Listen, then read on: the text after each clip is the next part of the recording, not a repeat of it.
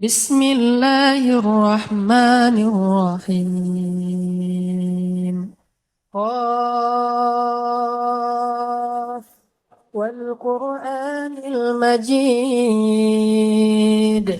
بل عجبوا أن جاءهم منذر منهم فقال الكافرون هذا شيء عجيب أإذا متنا وكنا ترابا ذلك رجع بعيد قد علمنا ما تنقص الأرض منهم وعندنا كتاب حفيظ بل كذبوا بالحق لما جاءهم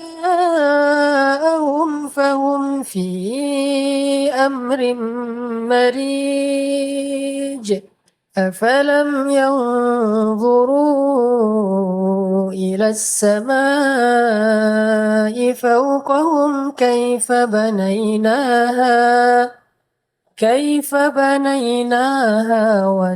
وزيناها وما لها من فروج والأرض مددناها وألقينا فيها رواسي وأنبتنا فيها من كل زوج بهيج تبصرة وذكرى لكل عبد منيب ونزلنا من السماء ماء مباركا فأنبتنا به جنات وحب الحصيد والنخل باسقات لها طلع نضيد رزقا للعباد وأحيينا به بلدة ميتا كذلك الخروج كذبت قبلهم قوم نوح وأصحاب الرس وثمود وعاد وفرعون وإخوان لوط وأصحاب الأيكة وقوم تبع كل كذب الرسل فحق وعيد أفعينا بالخلق الأول بل هم في لبس من خلق جديد ولقد خلقنا الإنسان ونعلم ما توسوس به نفسه ونحن أقرب إليه من حبل الوريد يتلقى المتلقيان عن اليمين وعن الشمال قعيد ما يلفظ من قول إلا لديه رقيب عتيد وجاءت سكرة الموت بالحق ذلك ما كنت منه تحيد ونفخ في الصور ذلك يوم الوعيد وجاءت كل نفس معها سائق وشهيد لقد كنت في غفلة من هذا فكشفنا عنك غطاءك فبصرك اليوم حديد وقال قرينه هذا ما لدي عتيد ألقيا في جهنم كل كفار عنيد مناع للخير معتد مريب الذي جعل مع الله إلها آخر فألقياه في العذاب الشديد قال قرينه ربنا ما أطغيته ولكن كان في ضلال بعيد قال لا تختصموا لدي وقد قدمت إليكم بالوعيد ما يبدل القول لدي وما أنا بظلام للعبيد يوم نقول لجهنم هل امتلأت وتقول هل من مزيد وأزلفت الجنة للمتقين غير بعيد هذا ما توعدون لكل أواب حفيظ من خشي الرحمن بالغيب وجاء بقلب منيب ادخلوها بسلام ذلك يوم الخلود لهم ما يشاءون فيها ولدينا مزيد وكم أهلكنا قبلهم من قرن هم أشد منهم بطشا فنقبوا في البلاد هل من محيص إن في ذلك لذكرى لمن كان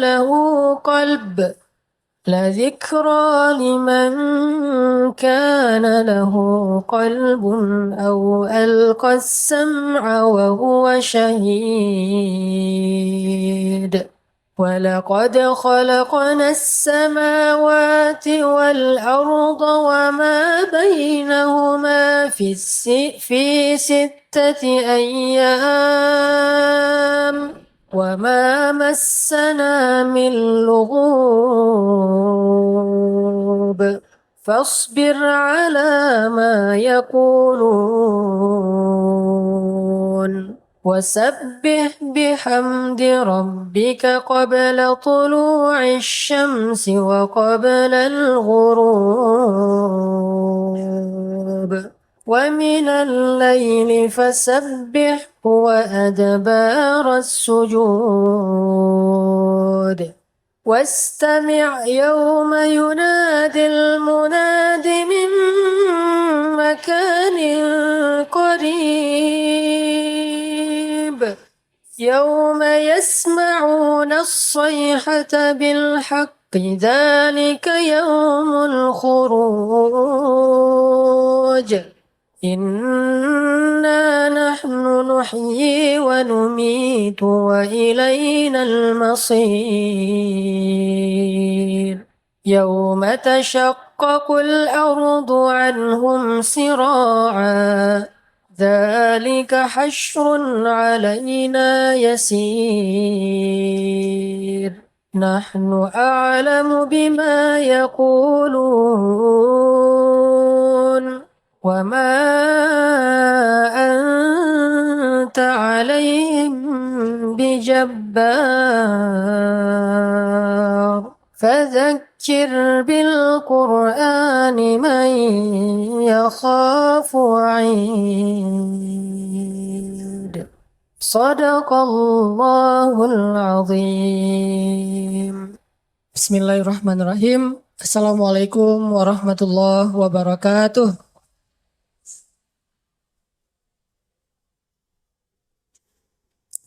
Alhamdulillah, hari ini saya lebih semangat karena nggak sendiri. Mudah-mudahan teman-teman juga semangat walaupun masih sendiri. Alhamdulillah, wassalatu wassalamu ala rasulillah wa ala alihi wa sahbihi wa mawalah. Rabbi syrah li sadri wa yassir li amri wa hlul 'uqdatam min lisani yafqahu qawli. Radina billahi rabba wa bi Muhammadin nabiyya wa bil islami dina. Teman-teman yang dirahmati Allah Subhanahu wa taala, hari ini kita diberikan kesempatan oleh Allah Subhanahu wa taala untuk mencas iman kita. Karena memang iman kita itu lebih sering lowbat daripada handphone kita. Dan itu realitasnya kayak gitu. Handphone dalam sehari berapa kali ngecas? Tergantung harga handphone. Dan ngecasnya paling cepat berapa lama dari nol? Tergantung harga. Ada yang pakai fast charging, ada yang low, nggak fast ya, jadi slow banget. Orangnya woles, makanya handphonenya juga woles. Ada yang ngecasnya paling cepat kalau fast charging itu 1 jam dari nol. 1,5 jam lah kalau udah lama. Setiap hari minimal dia ngecas sekali, rata-rata 2 kali. Padahal dia cuman make buat chatting, buat upload foto, nggak sampai video, kecuali kalau dia nge-followingnya terlalu banyak. Nggak apa-apa sih nge-following terlalu banyak, yang penting followernya sedikit. Bener kan ya? Buat apa followers banyak-banyak tapi semuanya orang lain, kan ya? Mending sedikit cuma 1 tapi dia.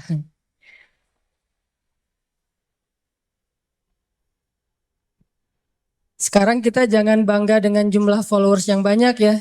Cuma 1,1 juta aja pamer gitu kan. Mending kita bangga dengan followers yang jelas statusnya. Ini tadi apa? Kita HP aja dicas sehari beberapa kali. Padahal handphone kita itu tidak dikuras dengan nonton YouTube atau streaming. Gimana dengan iman kita yang selalu dikuras, yang kuotanya itu habis setiap hari karena kita nggak sengaja mungkin ngelihat sesuatu yang nggak boleh, ngedengar pembicaraan yang tidak baik, ngerasa baper terhadap sesuatu yang belum boleh kita baper. Sehingga iman kita tuh ngedropnya lebih cepat daripada handphone kita. Kalau kita selalu disiplin dan hati-hati banget dengan handphone kita, begitu udah mulai muncul peringatan handphonenya udah lowbat di bawah 10%, kita langsung nyari colokan listrik. Bagaimana dengan iman ketika kita ngerasa lowbat? Dan alarm bahwa iman kita lowbat itu banget. Salah satunya kalau sholat gak khusyuk. Begitu kita takbir, gak kerasa tiba-tiba udah salam. Nah ini berarti udah lowbat banget nih. Tadi berapa rakaat ya? Kan sering tuh gitu. Atau tadi baca Al-Fatihah enggak ya pas kita ruku gitu kan? Ruku tapi lupa tadi Al-Fatihah enggak ya? Nah ini berarti udah lowbat banget nih. Atau ciri lowbat yang lain, kalau kita dengerin bacaan Al-Quran ngantuk. Itu udah lowbat. Kan kita sering kalau nggak bisa tidur dengerin Al-Quran kan? Bukan dengerin lagu-lagu lalebay gitu kan? Dengerin Al-Quran. Ada yang nggak bisa tidur dengerin jokes, jadi jokers mania gitu. Ada yang nggak bisa tidur dengerin tilawah misalnya Toha Junaid. Ketika dia dengar bacaan Bismillah langsung ngantuk, langsung tidur, tibra. Padahal baru Bismillah. Oh berarti iman kita lagi ngasih warning, lagi ngasih alarm bahwa dia dalam kondisi lowbat, lagi drop. Sehingga kita langsung nyari di mana ada colokan listrik. Dan colokan listrik iman adanya di dalam majelis-majelis ilmu. Colokan listrik iman adanya di dalam majelis para ulama. Colokan listrik iman adanya di masjid. Sehingga kalau kita sehari ngerasa iman kita lagi drop, kita harus langsung mencari booster iman. Dan tidak harus booster saya. Ini modus karena jarang nge-upload. Bisa ada Ustadz Abdul Somad yang ilmunya lebih banyak daripada saya. Bisa ada Ustadz Adi Hidayat. Di sini ada Ustadz Aditya. Ada banyak ustadz-ustadz yang hebat, yang ilmunya luar biasa. Yang kalau kita dengar walaupun cuman lewat Instagram atau YouTube, insya Allah itu ngecas iman kita. Dan kalau kita ngerasa bahwa iman kita ini bukan iman yang baik, berarti casnya itu harus lebih lama. Kecuali iman kita itu iman sahabat, fast charging. Mereka dengar satu hadis, langsung imannya nambah sampai 100%. Mereka cuman berzikir hasbi Allah sekali, itu imannya tuh langsung full. Kita mungkin karena nggak fast charging, kita butuh berkali-kali ngecas. Dan lama waktunya, duduk dalam majelis ilmu agak lama, karena emang ngecasnya tuh nggak secepat para sahabat, nggak fast charging. Ini artinya teman-teman, kita bersyukur Allah Subhanahu wa taala masih membimbing hati-hati kita semuanya untuk datang ke sini mendengarkan majelis ilmu. Mudah-mudahan ini bukan majelis sia-sia. Ditambah lagi memang niat kita datang ke sini karena Allah Subhanahu wa taala. Bertemu karena Allah, berpisah karena Allah Subhanahu wa taala. Kalau pulang dari sini ada yang kemudian jadian, maka dia jadiannya fi sabilillah. Jadi ada judul baru ya. Kalau dulu judulnya jomblo fi sabilillah, sekarang judulnya jadian fi sabilillah. Apa tuh jadian fi sabilillah? Jadian gara-gara pulang majelis ilmu. Jadian gara-gara dijodohin sama ustadz. Nah kalau minta dimak-comblangin sama ustadz, kriterianya jangan susah-susah. Mau nyari pasangan, ya sini biar ustadz yang mak-comblangin. Siap ustadz, kriterianya apa? Yang tinggi sekian, putih, bersih, wajah Korea, gitu-gitu deh. Si ustadznya bilang, kalau gitu saya juga mau. Bahaya tuh. Ya. Teman-teman yang dirahmati Allah, kita bersyukur bisa datang ke majelis ini. Dan hati kita yang menggerakkan adalah Allah Subhanahu wa taala. Dan untuk kesekian kalinya, saya pengen mention tentang bukti kebesaran Allah adalah dengan berkumpulnya kita di dalam majelis ilmu kayak gini. Coba teman-teman perhatikan, ada berapa orang sekarang di sini? Sekitar 3.000. Yang registrasi itu 2.000, yang go show itu sekitar 1.000-an, berarti sekitar 3.000. 3.000 hati Allah gerakkan dalam satu waktu dengan cara yang serentak dari tempat yang jauh-jauh. Ada yang dari Surabaya nih, teman-teman yang subhanallah istiqomah, mudah-mudahan Allah merahmati. Bisa ngumpul di sini, dan itu kebesaran Allah Subhanahu wa taala. Dan itu bukti bahwa Allah itu maha membolak-balikan hati. Sehingga kita makin yakin kalau 3.000 hati aja bisa Allah gerakkan dengan begitu mudah, apalagi cuman menggerakkan satu hati. Ngerti kan? Oh belum ngerti ya? 3.000 aja bisa digerakin untuk datang ke rumah kita, masa satu hati aja nggak bisa datang ke rumah kita untuk melamar, kan gitu ya? Mustahil. Ini buat cewek-cewek nih.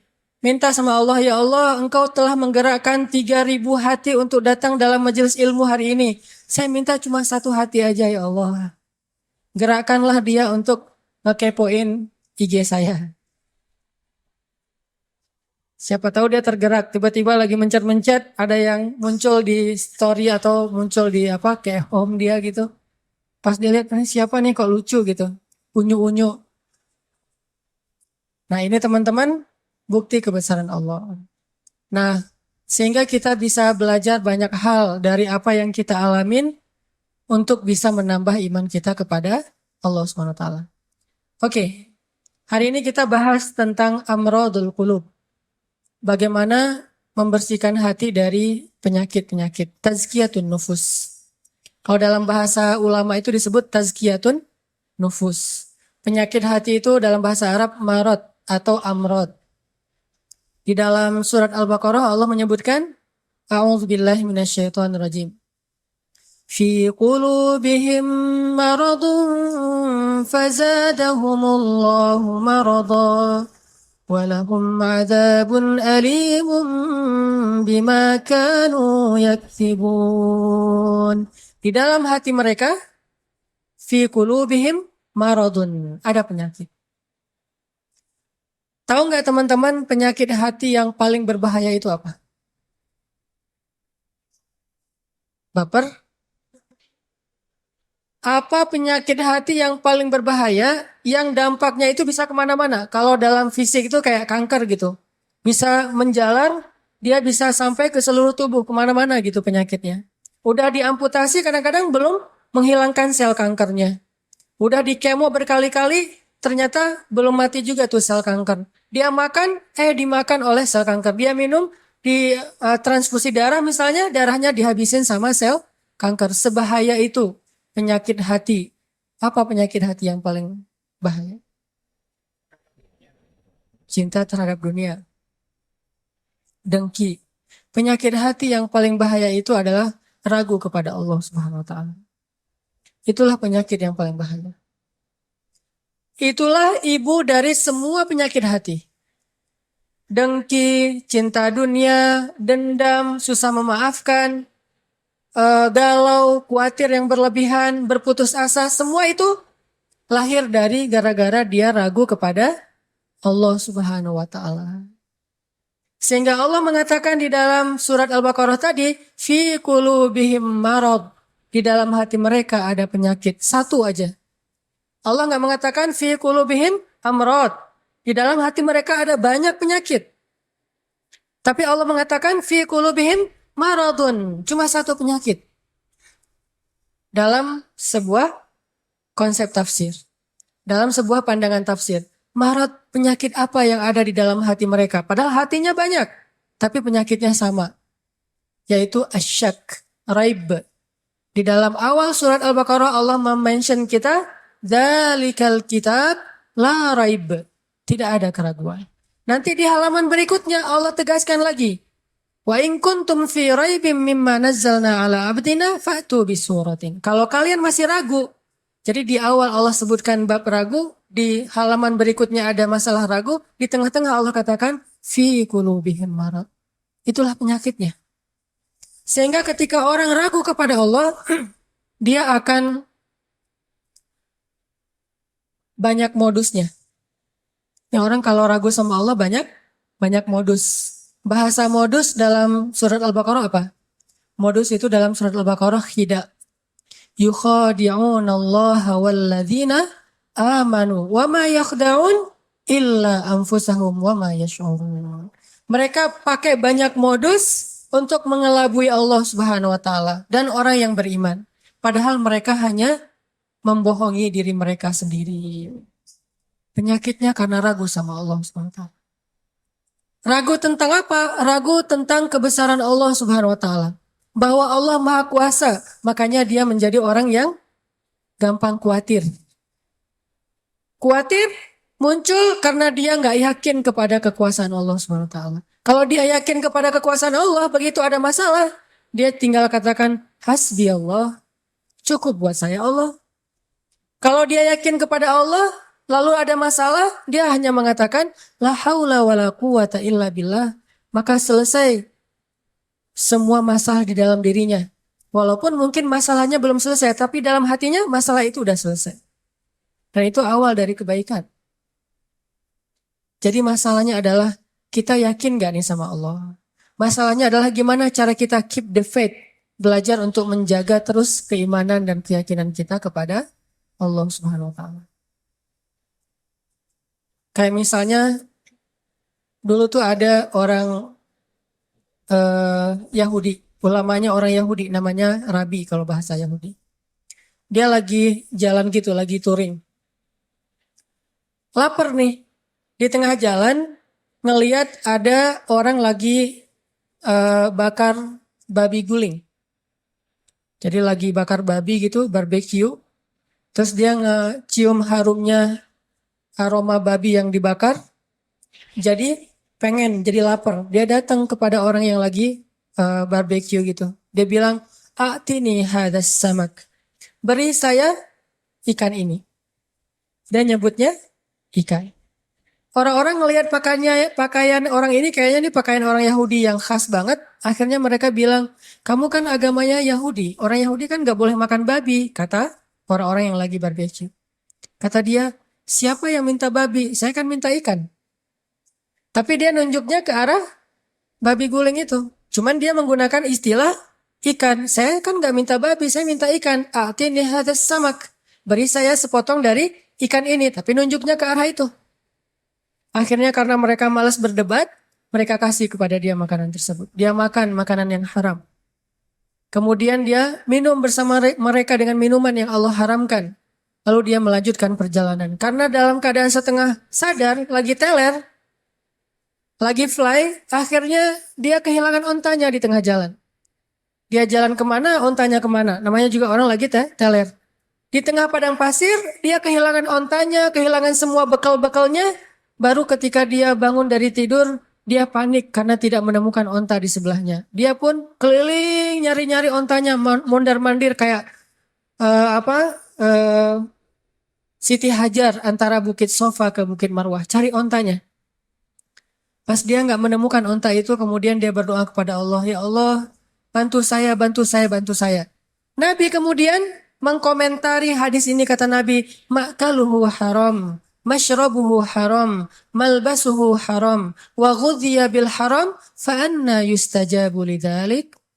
Makanannya haram, minumannya haram, kendaraan atau yang dia pakai itu semuanya haram. Lalu bagaimana Allah akan mengabulkan doa orang ini? Artinya apa, teman-teman? Dia punya masalah, dia ragu kepada Allah ketika dia lagi dalam keadaan lapar. Dia lapar, ragu kepada Allah, sehingga dia putus asa, dia makan apa yang tidak boleh dia makan. Ini yang menjadi masalah kita dalam hidup. Dulu ketika Doli ditutup di Gang Doli di Jakarta, di Surabaya, salah satu kalimat yang keluar dari teman-teman yang ada di sana apa? Kalau kami nggak boleh kayak gini, terus kami makan apa? Gitu kan? Kalau kami nggak boleh kerja kayak gini, terus kami ngasih makan apa buat keluarga kami? Itu penyakitnya. Jadi bukan pekerjaannya, tetapi keyakinannya kepada Allah Subhanahu Wa Taala. Gak mungkin, nih ya, gak mungkin nol, gak mungkin sama sekali ya. Ada orang yang meninggalkan sesuatu karena Allah, terus jadi terlantar dan terlunta-lunta, itu gak mungkin sama sekali. Bukankah Allah sudah menunjukkan banyak bukti kepada kita? Siapapun yang meninggalkan sesuatu karena Allah, pasti Allah ganti dengan yang lebih baik. Musa meninggalkan Mesir karena perintah Allah, Allah ganti dengan Palestina. Ibrahim meninggalkan Irak karena Allah, Allah ganti dengan Palestina dan Mekah. Nabi Muhammad SAW meninggalkan Mekah karena Allah, Allah ganti dengan keluarga baru di Madinah. Gak mungkin ada orang yang berhijrah, meninggalkan sesuatu karena Allah, terus jadi terlunta-lunta, jadi susah hidupnya. Gak mungkin, gak ada ceritanya dalam sejarah. Masalahnya, ketika dia meninggalkan itu, kadang Allah ngasih dia ujian kecil untuk melihat dia yakin gak sama Allah. Nah, di ujian itulah banyak orang yang patah. Banyak orang yang kemudian jadi seperti bangsa Bani Israel yang mengeluh terus bilang, duh kalau kayak gini mending saya balik lagi aja kayak dulu. Banyak orang yang ngomong kayak gini.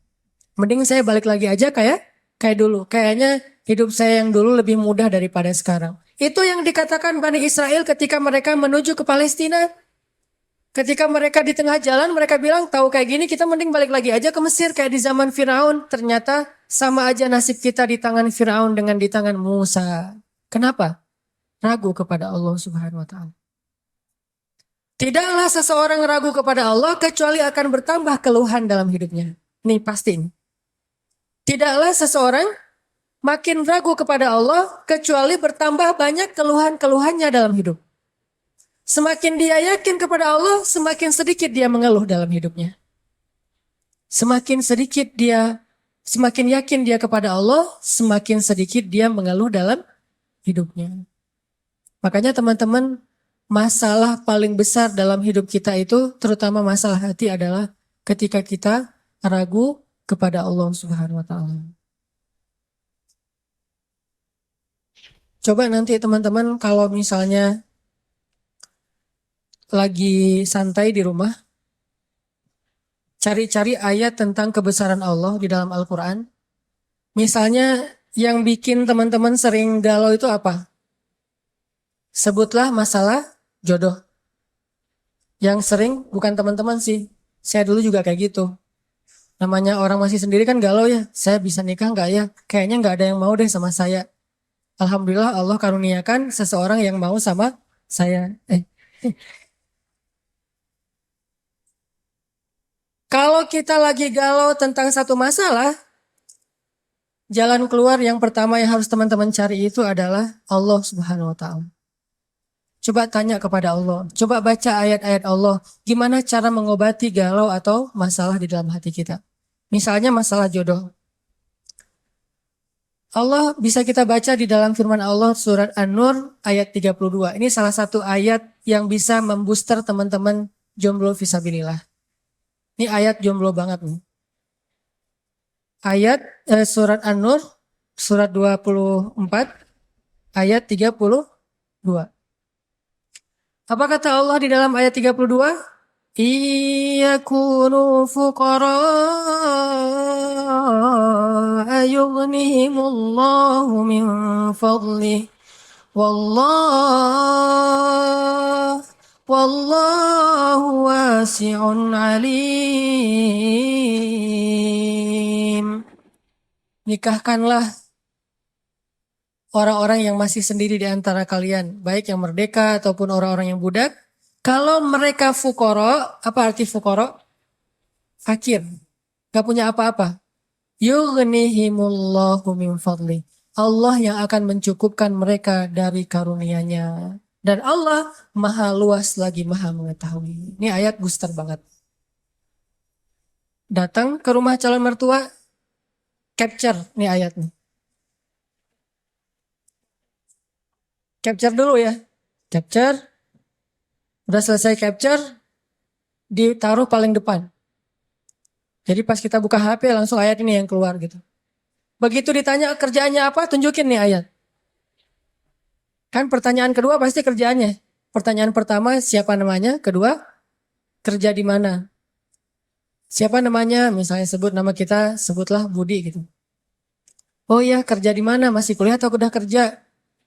Udah selesai kuliah Pak. Kerjanya? Pak, ini. Apa ini? Kalau mereka fakir, Allah yang akan mengayakan mereka. Hah? Ngeri juga udah pakai ayat ya. Dan Allah maha luas lagi maha mengetahui Pak. Itu juga saya dengarnya dari Ustadz gitu ya. Oh benar juga nih ayat ya. Terus gimana anak saya dikasih makan apa? Allah yang kasih makan bukan saya. Anak bapak dan saya, bapak semua kita nih pemakan rezeki bukan pemberi rezeki.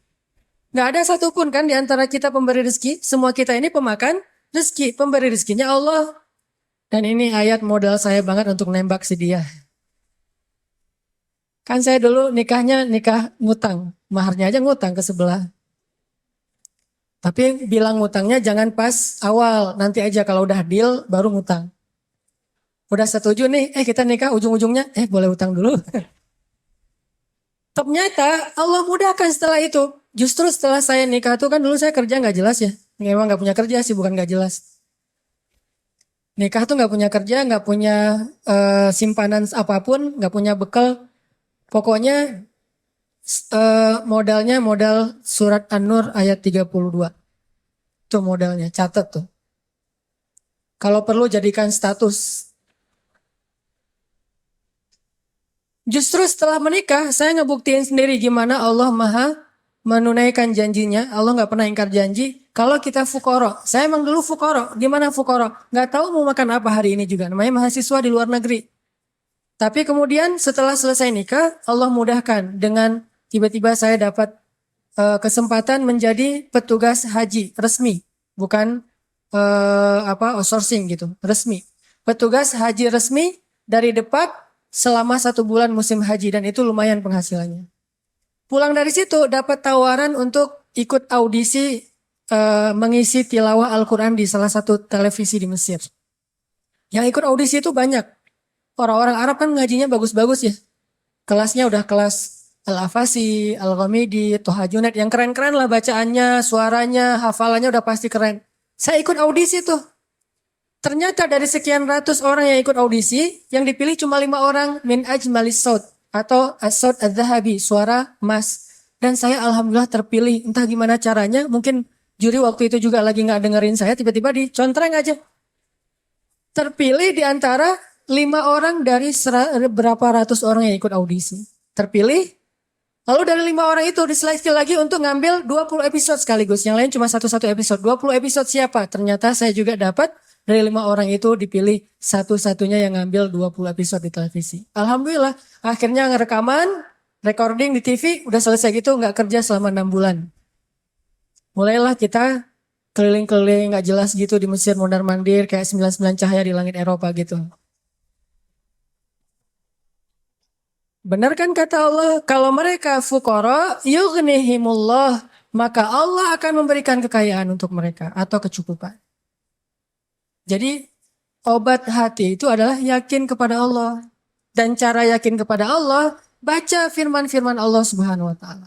Allah berjanji di dalam banyak ayat untuk bisa menjadi iman, menambah faith, menambah keyakinan di dalam hati kita. Tinggal kita baca aja. Banyak banget ayat-ayat kayak gitu. Jadi begitu kita galau tentang gimana nanti nih, apa yang harus saya kasih, gimana menafkahi, baca nih ayat. Gitu juga kalau misalnya kita cari kerjaan atau cari nafkah. Allah Subhanahu wa taala juga memberikan kita banyak sekali ayat-ayat yang menjadi janji dari Allah bahwa siapa yang yakin kepada Allah, pasti Allah Subhanahu wa taala akan menjaganya. Itu banyak banget ayat kayak gitu. Salah satunya teman-teman bisa baca minimal banget nih, minimal banget teman-teman bisa baca di surat Hud ayat 6. Coba baca surat Hud, surat 11 ayat 6. Ini juga ayat untuk ngecas iman kita. Apa kata Allah di ayat 6 surat Hud? Bismillahirrahmanirrahim. Wa ma min dabbatin fil ardi illa 'ala Allahi rizquha wa ya'lamu mustaqarraha wa mustawda'aha kullun fi kitabim mubin. Gak ada satupun hewan yang melata di muka bumi illa 'alallahi rizquha, kecuali Allah yang menjamin rezeki bagi mereka. Terus kenapa kita khawatir? Kenapa kita galau? Kan Allah yang menjamin, dan jaminan Allah itu sebaik-baik jaminan. Dijamin oleh perusahaan asuransi atau finance, itu aja kita udah yakin gimana dijamin oleh Allah Subhanahu wa taala. Kayak ada orang yang ngambil asuransi kesehatan, dia nggak khawatir dengan sakit. Ada orang yang mengambil asuransi kendaraan, dia nggak khawatir kelecet atau terjadi kecelakaan, dirampok atau dicuri kendaraannya. Ada yang total loss only misalnya atau all risk, dia nggak khawatir. Kenapa? Ada yang menjamin. Ada orang yang mengambil asuransi pendidikan, dia nggak khawatir dengan harga pendidikan yang semakin mahal karena ada jaminan. Kalau kita masih sering ragu dan sering khawatir dengan hidup kita, berarti kita nggak yakin dengan jaminan Allah Subhanahu wa taala. Makin kita yakin dengan jaminan Allah, makin hilang rasa khawatir dalam hidup kita. Tenang ajalah, ada Allah. Ketika kita ada masalah sedikit, kita tinggal klaim. Dan mengklaim asuransi Allah itu lebih gampang daripada ngeklaim asuransi manusia. Ngeklaim asuransi manusia tetap aja ada biayanya.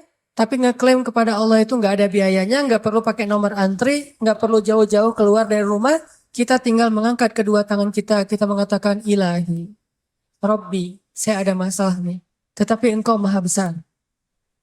Dan setelah itu hati kita akan langsung tenang. Ini teman-teman, di antara obat terhadap semua penyakit hati itu adalah belajar yakin kepada Allah Subhanahu wa Ta'ala. Teman-teman bisa baca juga nanti surat Al-Mulk. Ini surat yang benar-benar ngebooster hati kita. Jadi sesi pertama ini saya pengen sharing. Ternyata kalau kita pengen menghilangkan semua penyakit hati kita, mulailah dari belajar iman, belajar yakin kepada Allah Subhanahu wa Ta'ala. Kalau kita pengen belajar menjadi orang yang menjalani hidup itu penuh dengan keyakinan, penuh dengan harapan, orangnya optimis, caranya belajar yakin kepada Allah Subhanahu wa Ta'ala. Dan salah satu cara belajar yakin kepada Allah, baca ayat-ayat Allah, terutama ayat-ayat booster tentang kebesaran Allah Subhanahu wa Ta'ala. Inna fi khalqis samawat, dalam penciptaan langit, bukan cuma di langit tapi penciptaannya, prosesnya. Inna fi khalqis samawati wal ardi wa ikhtilafil lail wa ikhtilafil laili wan nahari la ayatin li ulil albab. Langit, bumi, silih bergantinya malam dan siang atau musim, di situ ada bukti-bukti bahwa Allah Maha Kuasa. Kalau itu aja buat Allah gampang, cuma kun fayakun, apalagi cuma ngurus kita yang cuma kecil dibandingkan langit dan bumi. Kita itu dibandingkan langit dan bumi, gak ada apa-apanya. Kalau langit dan bumi aja buat Allah gak ada apa-apanya lagi, apalagi kita. Jadi intinya teman-teman, kenapa kita khawatir kalau Allah menjamin kehidupan kita? Kenapa kita khawatir kalau Allah berjanji menolong kita? Kenapa kita khawatir kalau Allah Subhanahu wa Ta'ala tidak akan menyia-nyiakan kebaikan kita? Ada orang yang pernah gak nyesel bantu orang lain gara-gara ternyata orang itu akhirnya nyakitin perasaan kita. Duh, saya nyesel dulu bantu dia. Duh, saya tahu gitu gak bakalan saya mau baik-baikan sama dia. Duh, nyesel juga saya kemarin udah nolongin dia segala macam. Nyesel juga saya kemarin ngasih tahu ke dia. Ternyata ujung-ujungnya dia malah menyakiti saya, mengkhianati saya, nikung saya dari belakang. Nyesel saya curhat sama dia, akhirnya jadiannya sama dia. Pernah kan gitu? Kita curhat sama teman kita, malah dia yang jadian. Kenapa dia jadian? Karena dia tahu banyak tentang si cewek itu lewat kita. Dan cewek ini gak ngerti, kok kamu pengertian banget, tahu banget tentang apa yang saya suka dan gak suka. Padahal itu hasil dari observasi kita kan ya. Kita udah observasi sekian lama, udah gitu kita curhat, dia tinggal ngambil hasil skripsi kita tentang si cewek ini nih. Dia pelajari, oh curhatnya berarti dia gak suka ini. Warna kesukaan dia ini, akhirnya ngasih kado ulang tahun warna yang dia suka. Jadian sama teman yang kita curhatin. Gimana? Apakah kita merasa amal kita jadi sia-sia? Enggak. Kalau kita bertransaksi dengan makhluk, mungkin sia-sia. Tapi kalau kita berdagang dengan Allah, gak ada yang sia-sia. Sehingga tetap tenang. Lagi-lagi baliknya ke Allah Subhanahu wa Ta'ala. Begitu kita merasa dikhianati, disakiti, ditikung, dianggap bukan siapa-siapa, gak ada apa-apanya, kita tinggal mengatakan, hasbi Allah, bagi saya cukup balasan dari Allah Subhanahu wa Ta'ala, bukan balasan dari manusia. Ini teman-teman untuk sesi pertama tentang amradul qulub fi qulubihim marad. Salah satu penyebab kita sering gak nyaman dalam hati kita itu, dan kalau hati udah gak nyaman, pasti yang lain ikut gak nyaman. Coba, susah banget kan membedakan ekspresi wajah yang tidak sesuai dengan hati kita tuh susah. Tetap aja gak akan setulus kalau kita tersenyum dari hati. Senyum terpaksa tuh beda banget. Kayak kita datang di acara nikahan mantan. Diundang, kan kewajiban seorang muslim adalah memenuhi undangan. Terpaksa datang kan, pakai cadar, pakai masker kalau cowoknya. Datang nih, kamu nggak mungkin kan kita pakai masker di tempat pelaminan. Pas kita naik ke atas pelaminan, kita memaksakan diri untuk tersenyum.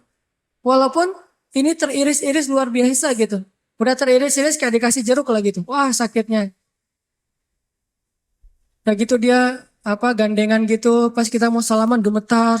Kenapa nih tiba-tiba panggung ini jadi kayak gempa gitu. Ternyata kita gemetar. Ini gara-gara apa? Kita pengen tersenyum tapi hati kita menjerit. Terlalu nyastra. Kita pengen tersenyum tapi hati kita terluka, kan gak mudah itu buat kita. Makanya hati itu mempengaruhi seluruh kehidupan kita. Benarlah sabda Rasulullah, kalau dia baik, semuanya ikut baik. Kalau dia buruk, semua ikut menjadi buruk, terpengaruh banget. Sehingga kalau kita pengen memperbaiki hidup kita, mulai dari memperbaiki hati kita. Dan awal dari memperbaiki hati itu adalah perbaiki yakin kita kepada Allah Subhanahu wa Ta'ala. Itu aja untuk sesi pertama. Barakallahu li wa lakum. Alhamdulillahirabbil alamin. Hamdan katsiran tayyiban mubarakan fih kama yuhibbu rabbuna wa yarda. Asyhadu an la ilaha illallah wahdahu la syarika lah wa asyhadu anna Muhammadan abduhu wa rasuluhu la nabiyya ba'dah. Allahumma salli wa sallim wa barik ala sayyidina Muhammadin kama dzakarahu adh-dzakirun al-akhyar. Wa salli wa sallim wa barik ala sayyidina Muhammadin makhtalafa al-lail wan nahar. Wa salli wa sallim wa barik ala sayyidina wa habibina wa maulana Muhammadin wa ala al-muhajirin wal ansar. Ibadallah, usikum wa nafsi bitaqwallah. وتزودوا فإن خير الزاد التقوى إن أكرمكم عند الله أتقاكم فاتقوا الله ما استطعتم ولقد قال الله تعالى في القرآن الكريم أعوذ بالله من الشيطان الرجيم يا أيها الذين آمنوا اتقوا الله حق تقاته ولا تموتن إلا وأنتم مسلمون. Jamaah Jumat yang dirahmati Allah Subhanahu wa Ta'ala,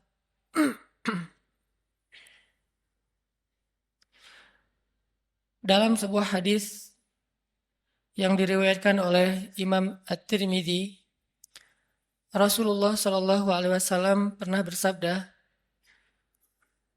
An Abdullah bin Mas'ud radhiyallahu an qala Rasulullah Shallallahu Alaihi Wasallam, Ala ukhbirukum biman yahrumu 'alan nar aw biman tahrumu 'alaihin nar ala kulli qaribin hayyinin sahlin. Dari Abdullah bin Mas'ud radhiyallahu an, ia berkata, Rasulullah Shallallahu alaihi wasallam bersabda, maukah kalian aku beritahu orang-orang yang tidak akan disentuh oleh api neraka, atau orang yang tidak akan masuk ke dalam api neraka? Mereka adalah setiap orang yang memiliki sifat qaribin hayyinin sahlin. Hadis riwayat At-Tirmidzi. Dalam riwayat yang lain disebutkan ala kulli hayyinin layyinin qaribin sahlin. Orang yang memiliki 4 sifat, yaitu sifat hayyin, sifat layyin, sifat qaribin, dan sifat sahlin. Shadaqa Rasulullah sallallahu alaihi wasallam. Jamaah yang dirahmati Allah, ada 4 sifat yang kita bisa ambil di dalam beberapa hadis tadi. Sifat yang sangat diistimewakan oleh Allah Subhanahu wa Ta'ala pada diri seorang hamba. Bahkan Nabi SAW sampai memberikan jaminan, siapapun yang memiliki 4 sifat ini, tahrumu alaihin nar. Api neraka tidak akan membakarnya, atau dia tidak akan mungkin masuk ke dalam api neraka. Sifat yang pertama adalah sifat hayyin. Kalau kita membaca di dalam Al-Quran, di antara ayat yang menjelaskan tentang sifat hayyin ini adalah surat Al-Furqan ayat 63. Allah Subhanahu wa Ta'ala berfirman, A'udzu billahi minasy syaithanir rajim. Bismillahirrahmanirrahim.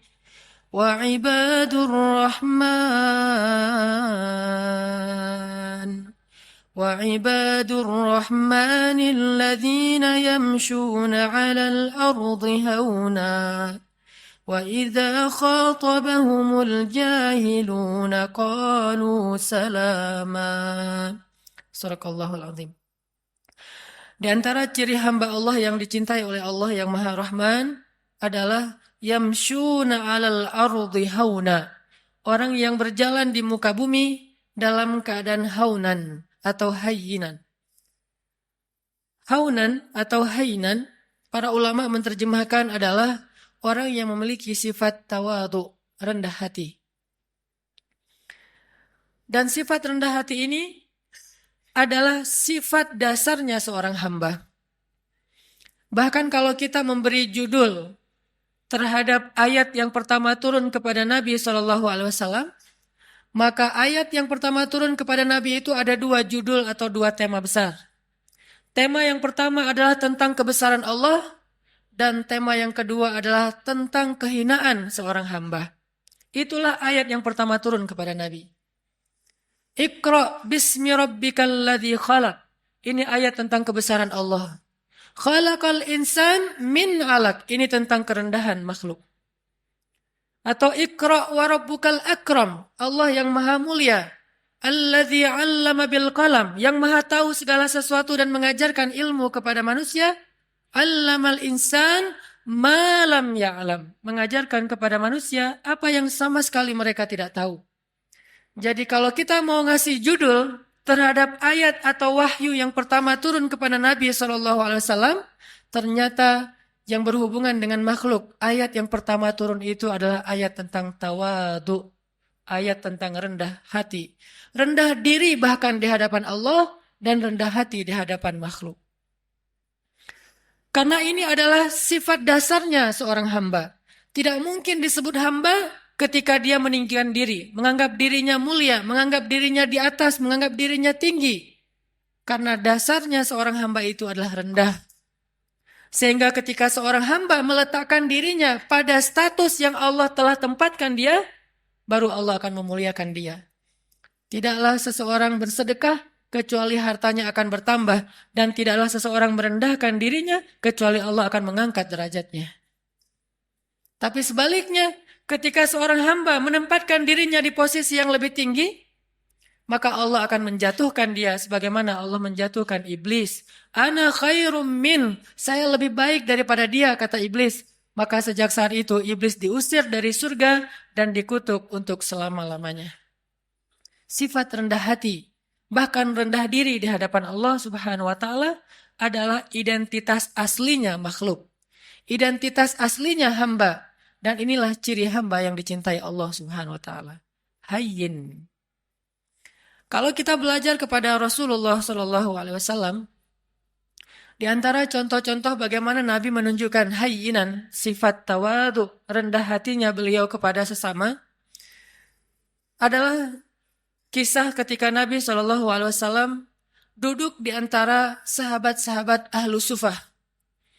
Ahlu Sufah itu adalah istilah untuk segolongan sahabat yang miskin, yang mereka makan roti dari bahan yang kasar. Rotinya itu kasar dan keras, sehingga kalau ingin dimakan, roti itu harus direndam dulu dengan air baru bisa dimakan. Saking kasar dan kerasnya roti ini. Dan dalam bahasa Arab, ini diistilahkan dengan qadid. Ketika Nabi duduk di antara para sahabat miskin, lalu mereka menghidangkan roti-roti yang keras di hadapan Nabi, lalu mereka merasa tidak enak hati karena malu kepada Rasulullah, menganggap Rasulullah tidak pantas makan roti seperti yang mereka makan. Apa kata Nabi? Sesungguhnya saya adalah anak seorang perempuan yang biasa makan qadid. Sesungguhnya saya adalah anak seorang perempuan yang biasa makan qadid. Nabi ingin menempatkan dirinya sama dengan yang lain, sehingga yang lain tidak merasa canggung kepada beliau. Dan beliau mengatakan, saya sudah biasa makan makanan seperti ini dari dulu juga. Jadi kita sama. Akhirnya para sahabat merasa nyaman makan bersama Rasulullah SAW. Ini namanya hayyin. Tidak mencari perbedaan, tidak menganggap dirinya tidak pantas atau tidak level dengan orang lain, tetapi justru merendahkan diri sehingga menjadi sama dengan orang lain. Bahkan dalam riwayat yang lain yang mungkin ceritanya juga cukup terkenal, walaupun ulama memberikan judul yang berbeda-beda terhadap kisah ini, adalah kisah ketika Nabi bertemu dengan sekelompok penggembala ternak. Dan di Arab pada masa itu, yang menggembala ternak rata-rata bukan menggembala ternak pribadinya, bukan miliknya. Biasanya milik orang kaya digembalai oleh orang-orang miskin. Sama kayak Nabi dulu pernah menggembala ternak-ternak orang Mekah, bukan ternak beliau sendiri. Ketika Nabi duduk di antara para penggembala, maka Nabi menyampaikan, tidaklah Allah mengutus seorang Nabi kecuali mereka pernah menggembala ternak. Kenapa Nabi mengatakan ini? Mungkin ada ulama yang memberi judul hadis ini dengan judul tentang karakter building, tentang leadership. Tetapi jangan lupa bahwa angle lain dari kisah ini adalah sesungguhnya Nabi mencari persamaan antara beliau dengan orang di sekelilingnya. Bahwa beliau mengatakan, tidaklah Allah mengutus seorang Nabi kecuali pernah menggembala ternak. Seolah-olah menggembala ternak itu adalah pekerjaan yang mulia. Dan membuat mereka tidak pesimis, tidak rendah diri di hadapan Nabi SAW. Ini adalah cara-cara cerdas Nabi SAW dalam menyampaikan akhlak, menunjukkan akhlak hayyin, rendah hati di antara para sahabat. Banyak lagi hadis-hadis yang luar biasa, kisah-kisah bagaimana Nabi rendah hati di antara orang lain, di antara para sahabat. Bahkan ketika Nabi SAW berbicara dengan anak kecil, maka Nabi akan jongkok supaya setara ukuran tubuh beliau dengan tubuh anak kecil. Tidak berbicara seolah-olah beliau adalah seorang atasan kepada anak kecil yang bekerja di rumah beliau seperti Anas bin Malik. Ini bahasa-bahasa hainan, orang-orang yang rendah hati di hadapan makhluk. Dan Allah Subhanahu wa taala seringkali mengingatkan manusia tentang sifat rendah hati dengan cara menyebutkan asal muasal penciptaan manusia. Hampir semua ayat tentang penciptaan manusia ada pesan moral tentang hainan, rendah hati di dalamnya. Tidakkah kalian perhatikan dari apa kalian diciptakan? Ada ayat diciptakan dari tanah, ada ayat diciptakan dari dua manusia yaitu Adam dan Hawa. Ada ayat yang diciptakan dari setetes air yang hina. Ada ayat yang diciptakan dari segumpal darah. Intinya adalah kalian harus tahu diri bahwa kalian sebetulnya bukan siapa-siapa. Allah lah yang telah memberikan kepada kalian kehormatan dan kemuliaan. Intinya adalah rendah hati. Hampir semua ayat tentang penciptaan manusia ada pesan tentang rendah hati di dalamnya. Makanya Nabi SAW mengatakan, di antara 4 sifat yang paling dicintai Allah kepada makhluk adalah hayyin, sifat rendah hati. Memandang orang lain sama dengan dirinya. Dan di antara makna sombong atau takabur adalah merendahkan orang lain dan menganggap dirinya lebih baik daripada orang lain. Jamaah yang dirahmati Allah Subhanahu wa taala. Sifat yang kedua, hayyinin layyin. Layyin ini secara bahasa artinya bertutur kata dengan bahasa yang lemah lembut. Kalau kita memperhatikan bagaimana Islam bisa memadukan antara lemah lembut dengan ketegasan, ini menunjukkan betapa akhlak dalam Islam itu sempurna. Karena banyak orang yang tidak bisa memadukan dua hal ini, seolah-olah ketika bersikap lemah lembut, dia menjadi lemah. Dan ketika bersikap tegas, dia menjadi kasar. Padahal tegas dan kasar sesuatu yang berbeda, lemah dan lembut juga sesuatu yang berbeda. Layyin dan tegas, lemah lembut dan tegas, sesuatu yang bisa dipadukan. Karena dua-duanya akhlak yang mulia. Mustahil dua akhlak mulia itu tidak bisa dipadukan. Itu mustahil. Yang tidak mungkin dipadukan adalah akhlak mulia dan akhlak yang tercela. Maka kalau ketegasan kita sepakati sebagai akhlak mulia, pasti mungkin sekali untuk memadukan ketegasan dengan sikap lemah lembut. Bahkan salah satu ayat yang cukup jelas mengajarkan kepada kita tentang sikap lemah lembut dalam situasi apapun adalah ayat ketika Allah mentarbiyah, mendidik Musa dan Harun ketika mengutus keduanya untuk berdakwah kepada Firaun. Ketika Allah mengutus Musa dan Harun berdakwah kepada raja yang paling zalim yang pernah hidup di muka bumi, Bukan hanya raja yang keras, yang kasar, bahkan raja ini pernah mengaku dirinya sebagai Tuhan. Bukan hanya syirik, tapi dia mengaku sebagai Tuhan. Dia mengatakan, Ana Rabbukumul A'la. Saya adalah Tuhan kalian yang paling tinggi. Ketika Allah mengutus Musa dan Harun untuk berdakwah kepada raja yang paling jahat ini, apa kata Allah? Wa qula lahu qawlan layyinan. Dan ucapkanlah kepada dia ucapan yang lembut. Sebelum Musa disuruh untuk merevolusi Fir'aun, maka Musa diperintahkan lebih dulu untuk qula lahu qawlan layyinan. Kenapa Allah katakan demikian? Karena Allah tahu karakter hambanya yang bernama Musa. Kalau Harun mungkin agak tidak terlalu dikhawatirkan akan bersikap kasar. Karena Harun pada dasarnya punya sifat lemah lembut. Harun ini kalau di antara para sahabat mirip seperti Abu Bakar. Sedangkan Musa mirip seperti Umar. Memang terkenal dengan kerasnya terhadap kebatilan. Sehingga sebelum Musa bersikap keras atau tegas kepada Fir'aun, maka Allah memberi dia briefing, memberi dia nasihat, qula lahu qawlan layyinan. Katakanlah kalian berdua kepada dia ucapan yang lemah lembut. Dan perhatikan juga kisah Ibrahim ketika berdakwah kepada ayahnya.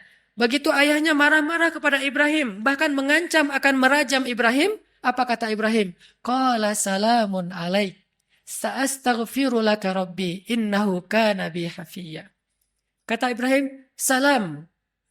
Nggak apa-apa wahai ayah, aku akan minta ampun untukmu kepada Tuhanku. Sesungguhnya Tuhanku sangat baik kepadaku. Qaulan layyinan, sebelum kalimat-kalimat yang lain. Bahkan Nabi SAW bersabda, sesungguhnya Allah itu maha lembut dan mencintai kelembutan. Dan Allah akan memberikan kebaikan melalui jalan yang lembut yang tidak diberikan dengan cara-cara yang kasar.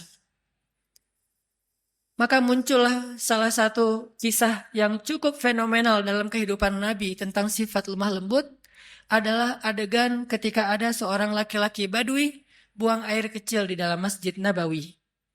Ini masjid tersuci nomor 3 di dunia bagi kaum muslimin. Setelah Makkah, nomor 2 bahkan setelah Makkah, kemudian Nabawi, kemudian Masjidil Aqsa. Ada orang Badui, dan orang Badui ini dalam istilah Arab disebut A'rabi, orang yang tidak berpendidikan baik, orang yang belum paham Islam, bahkan belum masuk Islam. Dia ngelihat ada kayak tembok gitu, dia buang air kecil di situ.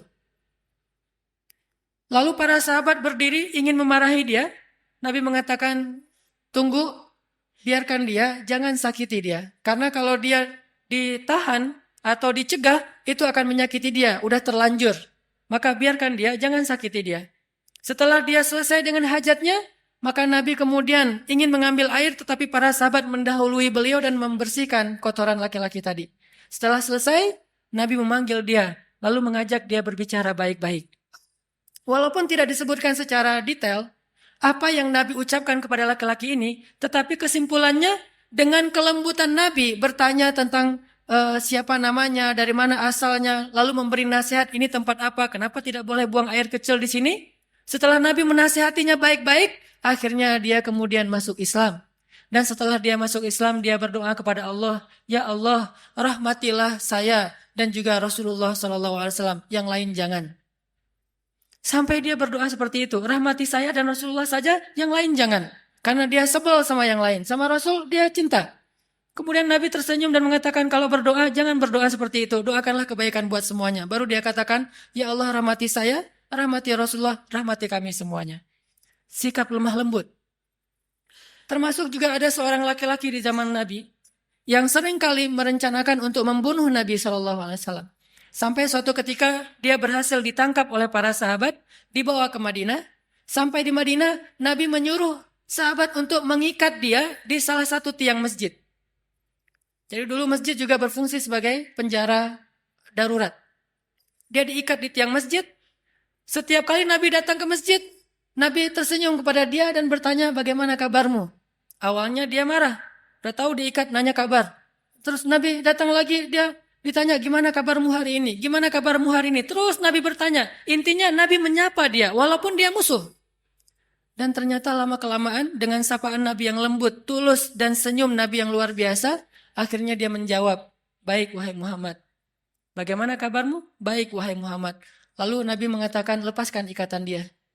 Setelah dilepaskan ikatannya, Nabi bertanya kepada dia, menurutmu apa yang harus kami lakukan kepadamu? Kata dia, kalau engkau mau, lepaskan saya akan pulang ke kampung saya, akan saya ambil harta yang banyak, lalu saya berikan kepadamu tebusan terhadap diri saya. Dan peganglah janji saya. Maka Nabi mengatakan, tidak, engkau tidak perlu menebus, engkau bebas. Dia mengatakan, saya bebas? Ya, tapi kalau kamu ingin kembali ke negerimu, mandilah terlebih dahulu. Dia disuruh mandi. Setelah dia selesai mandi, dia diajarkan cara berwudu. Ternyata gara-gara keadaan suci itu Allah menurunkan hidayah ke dalam hatinya, lalu dia masuk Islam. Setelah dia masuk Islam, dia ketemu dengan Rasulullah, dia mengatakan, sungguh dulu engkau adalah orang yang paling saya benci, maka sekarang engkau adalah orang yang paling saya cintai. Allah mengubah sesuatu dengan sifat lemah lembut yang tidak bisa diubah dengan sifat yang kasar dan keras.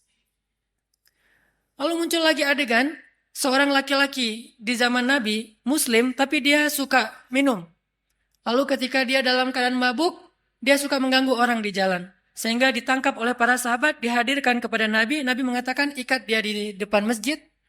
Lalu Nabi mengatakan, kita akan menghukum dia dengan cara, setiap orang yang datang ke masjid, mengambil sendalnya dan memukul dia dengan sendal mereka. Setiap masuk masjid. Setiap masuk masjid, sendal dipegang, pukul. Dan memukulnya pun di bagian yang tidak akan melukai. Mungkin di lengannya atau di kakinya. Dipukul, lalu masuk ke masjid. Supaya dia sadar. Lalu tiba-tiba ada seorang laki-laki, sahabat, memukulnya sambil mencela dengan mengatakan, celaka kamu. Maka Nabi SAW mengatakan, jangan begitu. Janganlah engkau membantu syaitan untuk mencelakakan saudaramu. Tegas, tetapi tetap menjaga kehormatannya. Sampai Nabi bersabda, kalau kita baca kitab Riyadhus Shalihin, ada bab yang khusus masalah ini. Nabi bersabda, jika budak perempuan kalian berzina, maka cambuklah dia, tetapi jangan mencela dia. Kalau dia berzina untuk kedua kalinya, cambuklah dia, tetapi jangan mencela dia. Kalau dia berzina lagi untuk ketiga kalinya, maka juallah dia walau dengan harga seutas tali yang murah, tetapi jangan mencela dia. Dalam Islam tidak ada ruang untuk mencela siapapun. Tetapi hukum, hak agama untuk ditegakkan. Sedangkan celaan bukan bagian dari agama. Ini sikap lemah lembutnya Islam tanpa kehilangan ketegasannya. Kemudian Nabi juga mengatakan tentang bagaimana seorang suami kepada istri. Istausu bin nisa'i khairan, fa innal mar'ata khuliqat min dhila, wa inna a'wajad dhila a'lah. Perlakukanlah istri kalian dengan lemah lembut, dengan baik. Karena sesungguhnya perempuan itu tercipta dari tulang rusuk. Dan tulang rusuk yang paling bengkok itu yang atasnya. Jika kalian terlalu kaku, keras, mereka akan patah. Dan jika kalian membiarkan mereka tetap bengkok, istausu bin nisa'i khairan. Perlakukan mereka dengan lemah lembut. Ini diantara banyak sekali riwayat-riwayat tentang pentingnya sifat lemah lembut, walaupun bukan berarti tidak ada ketegasan sama sekali. Yang ketiga, setelah hayyinin, rendah hati, layyinin, lemah lembut, ada sahlin. Sahlin itu mudah dan memudahkan. Kalau ke dirinya easy going, kalau ke orang lain itu dia sangat gampang, enjoy gitu. Tidak terlalu mempersulit urusan orang lain. Dan saking ingin memudahkan urusan orang lain, Nabi SAW sering kesulitan sendiri. Saking ingin memudahkan urusan orang lain, sampai beliau sering kesulitan sendiri. Di antaranya, suatu saat Nabi sedang berada di pasar, tiba-tiba ada seorang perempuan, kemudian meminta Nabi, hei anak muda temenin saya belanja. Nggak tahu kalau itu Rasulullah. Ditemenin sama Nabi, angkat barang-barangnya sampai selesai semuanya, kemudian diantarkan ke rumahnya sehingga Nabi jadi tidak menyelesaikan hajatnya sendiri demi memudahkan urusan orang lain. Karena Allah berfirman, siapa yang memudahkan urusan saudaranya di dunia, maka Allah mudahkan urusan-urusan dia nanti di akhirat. Dan kita tahu akhirat itu hari ketika urusan akan sangat sulit dan kepayahan. Nabi memudahkan. Bahkan dalam sebuah riwayat yang juga cukup terkenal, suatu pagi Nabi SAW lapar, kemudian beliau datang ke dapur istrinya membuka-buka, kalau bahasa kita mungkin membuka panci gitu, ingin mencari makanan apa di dapur. Ternyata hari itu Aisyah belum memasak apa-apa. Sehingga Nabi ketika lagi buka-buka panci di dapur, tiba-tiba Aisyah muncul. Nabi tidak ingin mempersulit Aisyah, sehingga tiba-tiba Nabi mengatakan, ya Aisyah, hari ini saya berpuasa. Sehingga Aisyah otomatis mengatakan, oh ya sudah kalau gitu sekalian, memang saya hari ini tidak memasak. Bukankah puasa sunnah boleh niat belakangan dengan syarat belum makan apa-apa? Akhirnya Nabi yang tadinya niat tidak puasa, gara-gara tidak ada makanan dan tiba-tiba Aisyah muncul. Dan kalau Nabi sampai ketahuan lagi buka-buka panci, nanti Aisyah terpaksa harus belanja, masak segala macam. Untuk memudahkan Aisyah, Nabi mengatakan langsung, Aisyah, hari ini saya berpuasa. Sehingga Aisyah tidak perlu merasa bersalah karena tidak memasak hari itu. Lihat bagaimana Nabi memudahkan urusan keluarganya. Bahkan ketika ditanya kepada Aisyah, ya Aisyah, apa yang dilakukan Nabi di rumah? Aisyah mengatakan, Nabi di rumah sibuk menyelesaikan semua urusan istri-istrinya. Jadi Nabi kalau di luar, orang berlomba-lomba menyelesaikan hajat beliau, kalau di rumah, beliau justru sibuk dan tidak berhenti untuk menyelesaikan hajat keluarganya. Menyelesaikan urusan orang lain, sahlin, memudahkan. Dan Allah Subhanahu wa taala senang memudahkan urusan hamba. Yuridullahu bikumul yusra wala yuridu bikumul usra. Allah ingin memudahkan kalian dan tidak ingin mempersulit kalian. Lalu siapa kita yang ingin mempersulit urusan orang lain? Bahkan Allah saja ingin memudahkan urusan kita. Yang terakhir, jamaah yang dirahmati Allah, sifat yang dicintai Allah dari seorang hamba adalah qaribin. Qaribin ini lalu menjadi bahasa Indonesia karib, artinya dekat, akrab, tidak jaim. Orangnya itu mudah untuk bergaul. Baru kenal dengan dia langsung akrab. Dan juga bukan berarti dia terlalu sok akrab atau caper dan seterusnya, tetapi mudah bergaul dengan dia. Tidak ada jarak, tidak membuat orang sungkan. Rasulullah SAW ketemu dengan siapapun, orang itu akan mudah curhat kepada beliau. Bahkan seorang perempuan yang baru kenal beliau, dengan nyaman curhat kepada beliau. Datang seorang perempuan mengatakan, ya Rasulullah, bukankah Allah la yastahi minal haq? Allah tidak malu kalau kita ngomong tentang suatu kebenaran? Kata Nabi, ya. Memangnya ada apa? Kata dia, ya Rasulullah, bagaimana cara membersihkan haid? Seorang perempuan nyaman bertanya itu kepada Rasulullah. Dan pasti tidak akan nyaman bertanya itu kepada yang lain. Bagaimana cara membersihkan haid? Nabi mengatakan, ya dibersihkan. Kata dia, ya tapi bagaimana? Kata Nabi, ya dibersihkan. Kata dia, ya tapi bagaimana ya Rasul?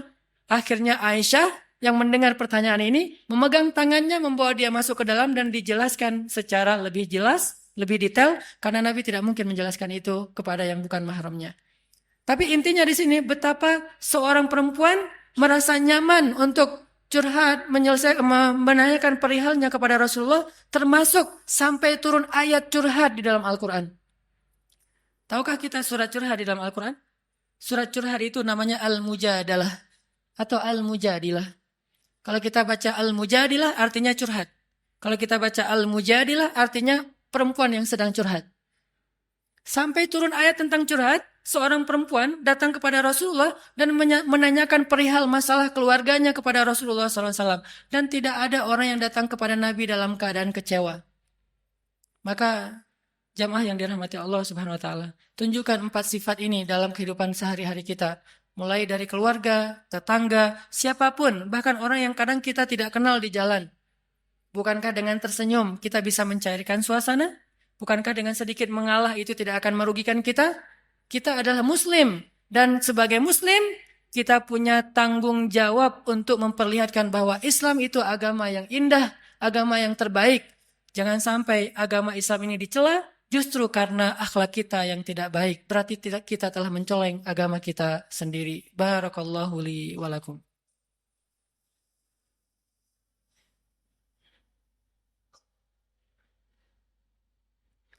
Alhamdulillahirabbil alamin. Asyhadu an la ilaha illallah wa asyhadu anna Muhammadar Rasulullah. Allahumma salli wa sallim wa barik ala sayyidina wa habibina wa maulana Muhammadin wa ala alihi wa sahbihi ajma'in. Jamaah yang dirahmati Allah Subhanahu wa taala, Allah Subhanahu wa taala berfirman, Bismillahirrahmanirrahim.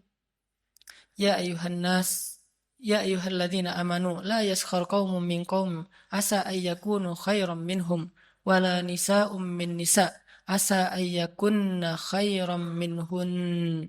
Janganlah kalian saling mencela, karena bisa jadi orang yang dicela itu lebih baik daripada orang yang mencela. Begitu juga sekelompok perempuan. Jangan mencela kelompok perempuan yang lain, karena bisa jadi perempuan yang dicela itu lebih baik daripada yang mencela. Intinya, ayat-ayat akhlak di dalam Al-Quran itu sangat banyak, dan jangan lupakan bahwa akhlak itu sama pentingnya dengan akidah dan ibadah.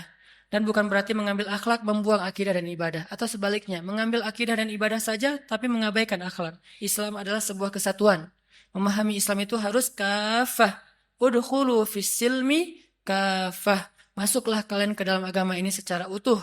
Utuh artinya tidak mengambil sebagian ayat dan membuang sebagian yang lain. Mengambil satu sunnah dan membuang sunnah yang lain. Mengambil satu syariat dan membuang syariat yang lain. Maka siapapun yang membeda-bedakan antara satu ayat dengan ayat yang lain, satu sunnah dengan sunnah yang lain, satu syariat dengan syariat yang lain, sungguh dia tidak beriman kepada Allah Subhanahu wa taala. Yukhadi'una Allah walladzina amanu wama yakhda'una illa anfusahum.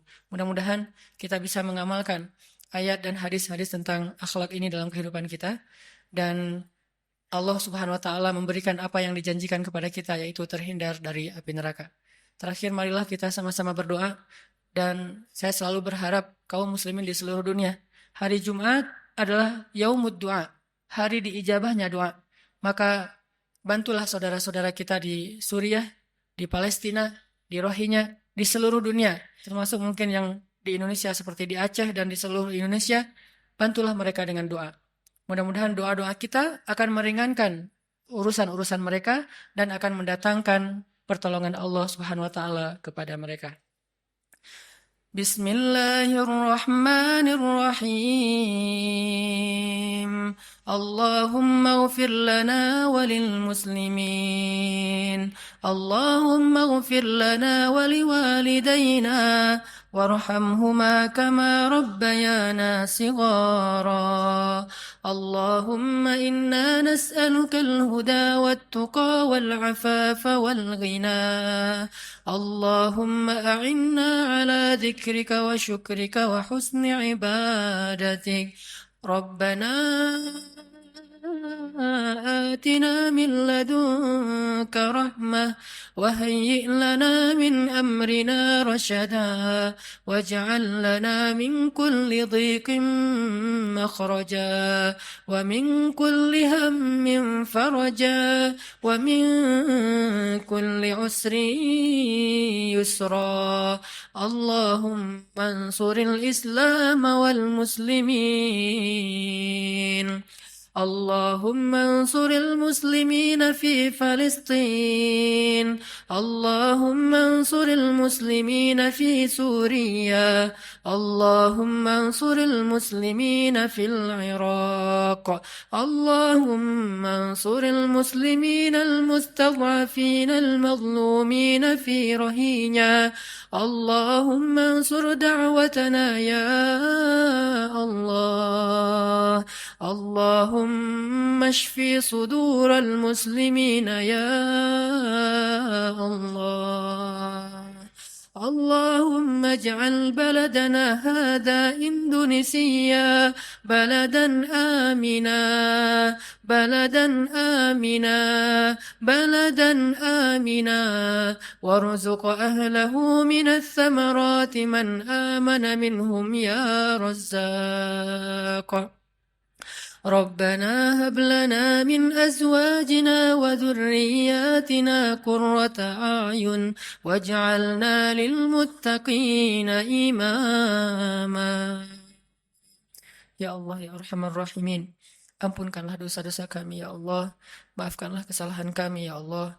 Ya Arhamar Rahimin, anugerahkanlah kepada bangsa kami ini pemimpin-pemimpin yang taat kepadamu dan adil kepada manusia. Berilah petunjuk-Mu kepada pemimpin-pemimpin kami, dan bimbinglah ulama-ulama kami. Berilah hidayah-Mu kepada pemuda-pemuda Islam di Indonesia, dan bangkitkanlah Islam di tangan-tangan para pemudanya. Berikanlah kepada kami keluarga-keluarga yang menjadi penyejuk mata kami, dan jadikanlah kami imam dalam ketakwaan. Ya Arhamar Rahimin, bantulah saudara-saudara kami di seluruh dunia, saudara-saudara kami di Palestina, di Suriah, di Irak, di Myanmar, di Yaman, di Mesir, dan di seluruh dunia ya Allah. Bantulah saudara-saudara kami di Nanggro Aceh Darussalam, dan kuatkanlah kesabaran mereka. Hindarkanlah negeri ini dari malapetaka dan musibah-musibah yang akan mengambil dan menyakiti urusan dan menyulitkan urusan kaum muslimin. Ya Arhamar Rahimin, satukanlah barisan kaum muslimin, satukanlah hati kaum muslimin. Engkaulah yang menggenggam hati hambamu. Tidak ada daya dan upaya kecuali dengan kebesaranmu, ya Allah. Ya Arhamar Rahimin, jadikanlah kami termasuk di antara orang-orang yang menolong agamamu. Jangan engkau biarkan kami menjadi orang yang hanya duduk berpangku tangan dan membiarkan agamamu dalam keadaan terlunta-lunta. Ya Arhamar Rahimin, selamatkanlah kami di dunia dan di akhirat. Jauhkan kami dari azab kubur. Berikanlah kepada kami husnul khatimah. Rabbana atina fid dunya hasanah wa fil akhirati hasanah wa qina adzabannar. Qulu qawli hadza wastaghfirullah li wa lakum innahu huwal ghafurur rahim.